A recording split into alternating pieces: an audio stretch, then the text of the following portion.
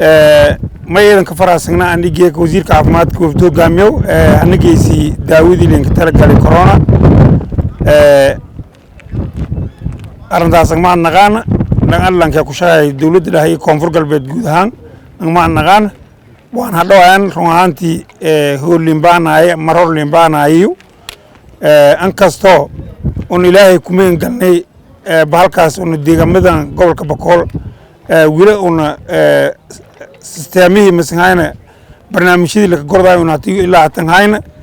أنا بارتان لسوبيو رغاتير تيو قابس لانكي لكوشكي زين لبار هذا إن شاء الله داود اللي نقدون سينه إيران كما سنتين سداسين وقتين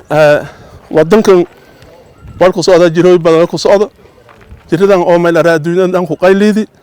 إن كاستو ما يلرا قبل كبكول ياتولي ولا كشاي إن لهاين ساس درادية وين ما هدوين جيد يعني يالوكو علابتي داودي كهرتاجن الإنساني أو تيجيك ما يلرا يهدون الإنساني إيدي إيدان كما هذيان والله ولا تسهيلات لينكوباهني دغموين كان إن شاء الله وندير سيان مركورس waxaa madcelinaa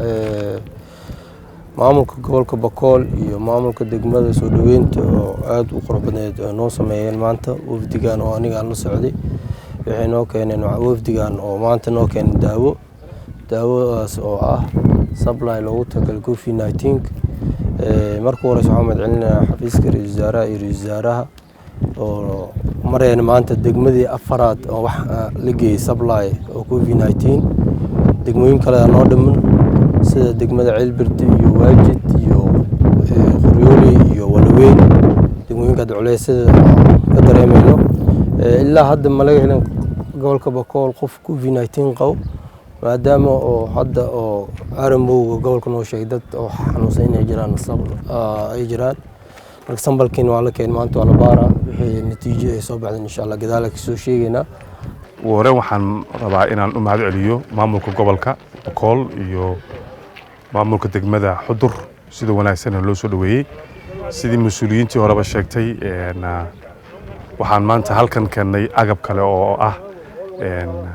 qorshihii socday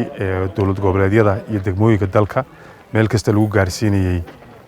dowladdu waxay ugu tala gashay karaankeeda si loola tacaalo cudurka COVID-19 waxaa ugu heliyay safarkan team wasaaradda caafimaadka oo iyaguna dhakhaatiir ah oo isbitaalka magaalada ka caawin doona sidii loo qaadi lahaa testiyadii loo baahnaa isla markaana wixii looga baahan yahay isbitaalka oo ka dhiman farsamo ahaan